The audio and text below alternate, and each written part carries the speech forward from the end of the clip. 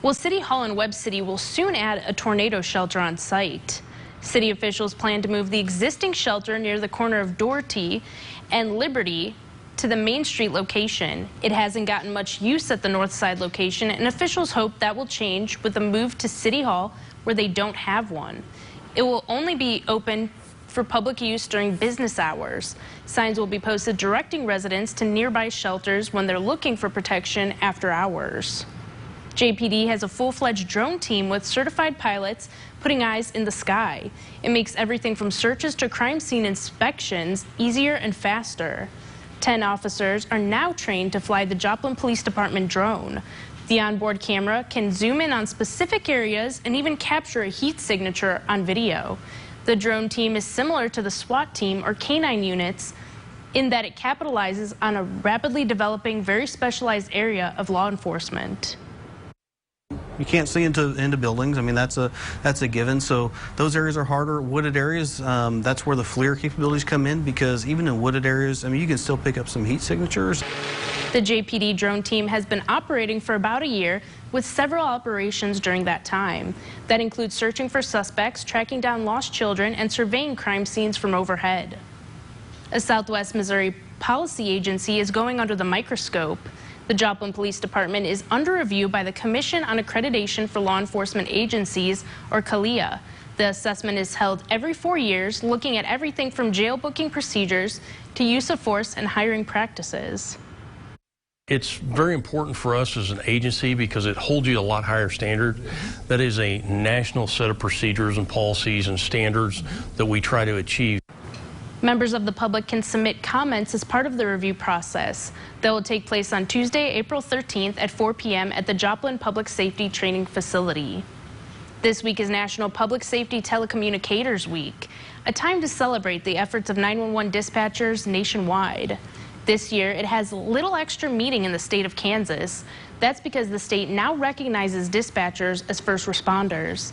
They've been classified as clerical workers until Governor Laura Kelly signed legislation earlier this year to change that. Makes us eligible for the exact same benefits that law enforcement fire when it comes to vaccine or PPE or those other things that kind of brought up that at first nobody really knew if 911 dispatchers should or shouldn't be included because it wasn't in statute, and now it is. Brandy Grassel played a role in the bill getting support in Labette County. Kansas is now one of 6 states that officially recognizes dispatchers as first responders. The Lamar Early Head Start program has openings for its home-based program. The program is for expecting mothers and for kids up to 3 years old. It's a free program, and if you live in Barton, Jasper, Newton, or McDonald counties and are low income, on supplemental security income, or have foster children, then you automatically qualify.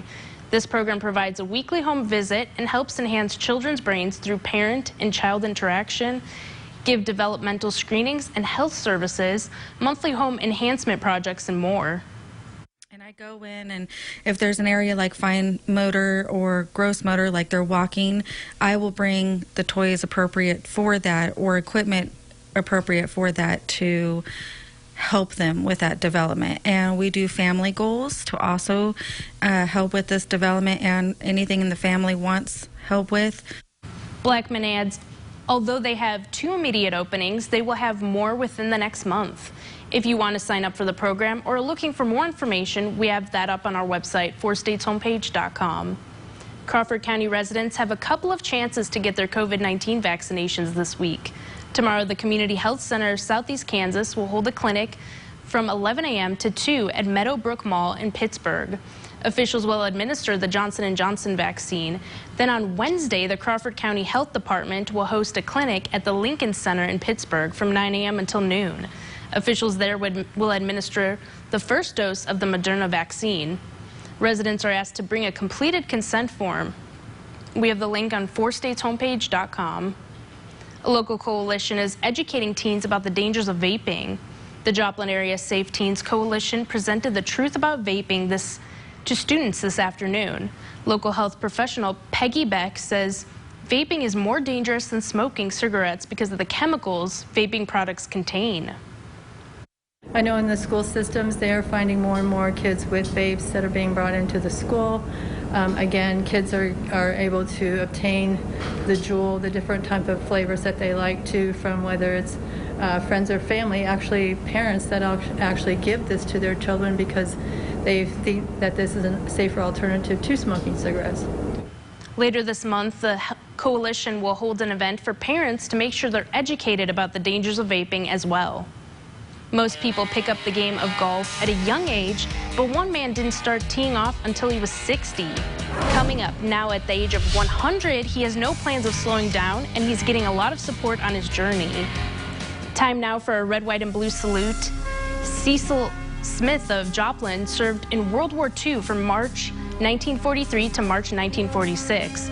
He served in the 555th AAA Battalion, receiving numerous medals and honors.